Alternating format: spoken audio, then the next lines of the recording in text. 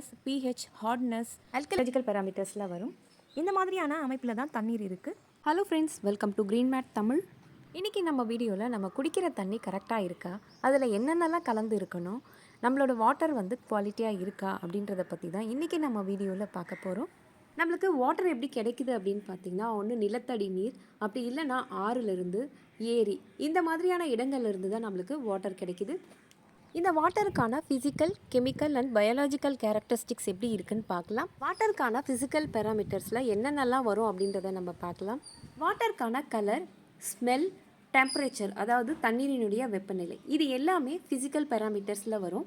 அடுத்தது கெமிக்கல் பேராமீட்டர்ஸை பார்க்கலாம். கெமிக்கல் பேராமீட்டர்ஸில் TDS, pH, hardness, alkalinity, heavy metals, organic compounds and various contaminations, இது எல்லாமே கெமிக்கல் பேராமீட்டர்ஸில் வரும்.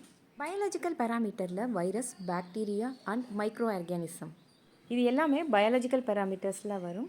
இந்த மாதிரியான அமைப்பில் தான் தண்ணீர் இருக்குது. இந்த வாட்டரை தான் நம்ம ட்ரிங்கிங் வாட்டருக்கு யூஸ் பண்ணுவோம்.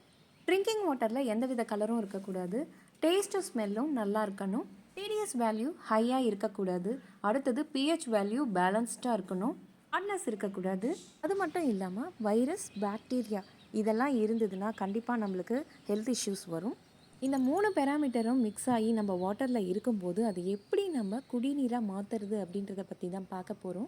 இந்த மாதிரி இருக்க வாட்டரை நம்ம ட்ரிங்கிங் வாட்டருக்கான குவாலிட்டியாக மாற்றுறதுக்காக தான் நம்ம ரிவர்ஸ் ஆஸ்மோசிஸ் யூஸ் பண்ணிகிட்ருக்கோம். ஆர்ஓ யூனிட் எந்த மாதிரி ப்ராசஸ் ஆகி நம்மளுக்கு ட்ரிங்கிங் வாட்டரை கொடுக்குது அப்படின்றத பார்க்கலாம். ஆர்ஓ யூனிட்டில் ஃபஸ்ட்டு ஸ்டேஜ் பார்த்திங்கன்னா ப்ரீ ஃபில்டர்ஸ். இங்கே எந்த மாதிரியான ப்ராசஸ் நடக்கும்னா, ஃபிசிக்கல் பேராமீட்டர்ஸ் எல்லாமே இதில் ரிமூவ் ஆகிடும். வாட்டரில் இருக்கிற பேட் டேஸ்ட்டு, ஸ்மெல்லு, இது எல்லாமே கார்பன் ஃபில்டர்ஸ் அப்சர்வ் பண்ணிக்கும். அண்ட் விசிபிளாக இருக்கிற டஸ்ட் பார்ட்டிக்கல் எல்லாமே ஸ்பன் ஃபில்டர்லையும் செடிமெண்ட் ஃபில்டர்லையும் நம்மளுக்கு ஃபில்டர் ஆகிடும்.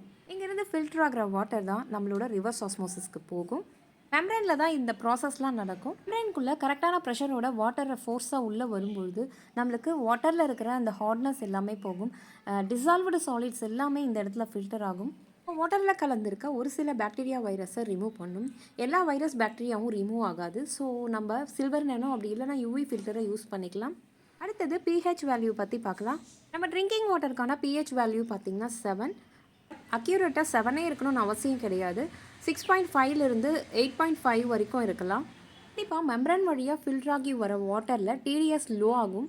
டிடிஎஸ் லோ ஆகும்போது கண்டிப்பாக பிஹெச் வேல்யூவில் டிஃப்ரெண்ட் இருக்கும். பிஹெச் மீட்டர் இருக்குது. அந்த பிஹெச் மீட்டரை யூஸ் பண்ணி நம்ம ட்ரிங்கிங் வாட்டரோட பிஹெச் வேல்யூவை தெரிஞ்சுக்கலாம்.